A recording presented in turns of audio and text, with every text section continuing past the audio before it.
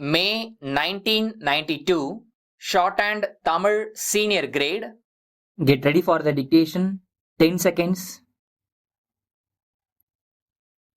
5 seconds. Start. நண்பர்களே, நாட்டின் 45வது விடுதலை நாள் விழாவில் கலந்து கொள்வதில் நான் மிகவும் மகிழ்ச்சி அடைகிறேன்.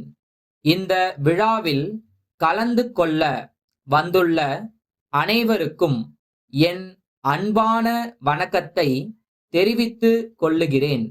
நம் தாய்நாட்டின் மணிக்கொடியை வரலாற்று சிறப்புமிக்க இந்த கோட்டையில் ஏற்றி வைப்பதில் பெருமகிழ்ச்சி கொள்ளுகிறேன்.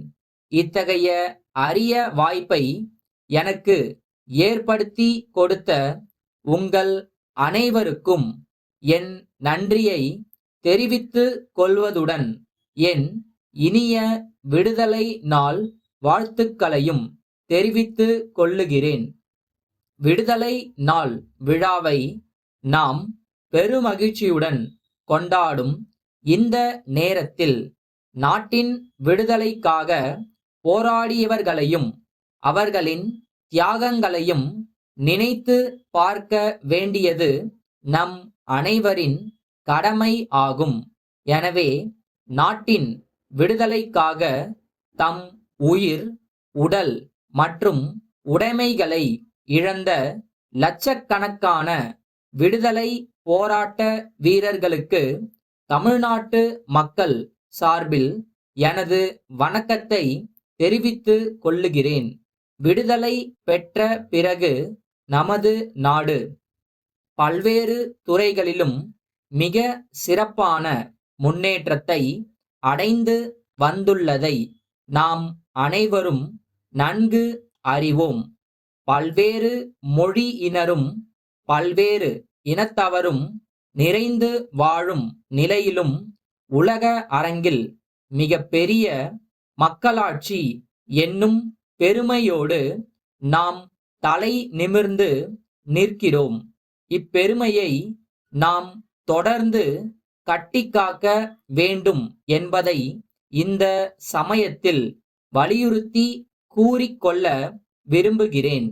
இந்த அரசாங்கம் மாநிலத்தின் முன்னேற்றத்திற்கும் வளர்ச்சிக்கும் வேண்டிய பல்வேறு திட்டங்களை தீட்டி அவைகளை சிறந்த முறையில் செயல்படுத்த மிகுந்த ஆர்வம் கொண்டுள்ளது என்பதையும் நீங்கள் அனைவரும் அறிவீர்கள். குறிப்பாக தொழில் துறையில் தமிழ்நாட்டை இந்திய நாட்டின் தலை சிறந்த மாநிலமாக ஆக்க வேண்டும் என்பதில் இந்த அரசு கண்ணும் கருத்துமாக இருப்பதுடன் இந்த லட்சியத்தை அடையும் வகையில் முனைப்பான பல நடவடிக்கைகளையும் எடுத்து வருகிறது. தொழில் வளர்ச்சிக்காக தொழில் முனைவோருக்கு எவ்வகைகளில் உதவ முடியுமோ அந்தந்த வகைகளிலும் உதவி செய்ய இந்த அரசு முன் வந்துள்ளது.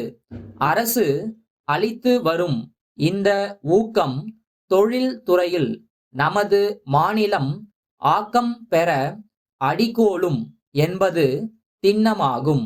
மேலும் பெண்கள் தங்கள் சொந்த காலில் நிற்கும் வகையில் தொழில் துறையில் அவர்கள் துணிந்து பங்கேற்கும் வகையில் எல்லா ஏற்பாடுகளும் செய்து வருகிறோம்.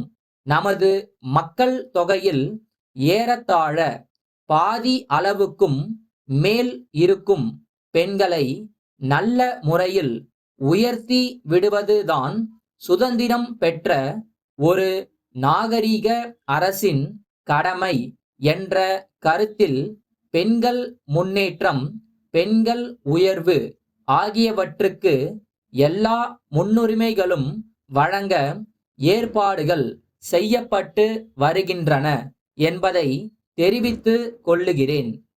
இவ்வாறு அனைத்து துறைகளிலும் நமது மாநிலம் ஒருங்கிணைந்த முன்னேற்றம் காண வேண்டும் என்றால் நமது லட்சியங்கள் வெற்றி பெற வேண்டும் என்றால் பெருமளவு நிதி தேவைப்படும்.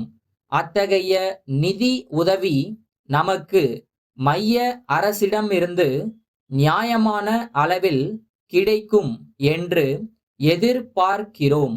சென்னை சைதாப்பேட்டை தேரடி தெருவில் இருக்கும் சாமிநாதன் வணிக நிறுவனத்தின் மேலாளர். பாண்டிச்சேரியில் குழந்தைகள் சைக்கிள் வியாபாரம் செய்யும் ராஜன் கூட்டமைப்புக்கு அனுப்பும் கடிதம். அன்புடையீர், வணக்கம். எங்கள் வேண்டுகோளின்படி தாங்கள் கடந்த மாதம் லாரி மூலம் அனுப்பிய 50 குழந்தைகளுக்கான சைக்கிள்கள் வந்து சேர்ந்தன என்பதை தங்களுக்கு தெரிவித்து கொள்ளுகிறோம். எனினும் அவைகளை சரிபார்க்கும் போது மொத்தமுள்ள வண்டிகளில் 6 வண்டிகள் சேதம் அடைந்திருப்பது கண்டுபிடிக்கப்பட்டுள்ளது.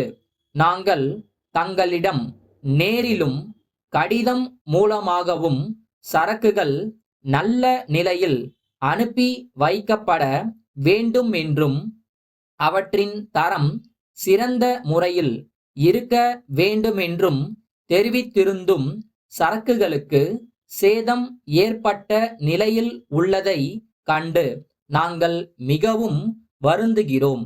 எனவே சரக்குகளின் தரமின்மை காரணமாக அவைகள் தங்கள் கணக்கிலேயே வைக்கப்பட்டுள்ளன.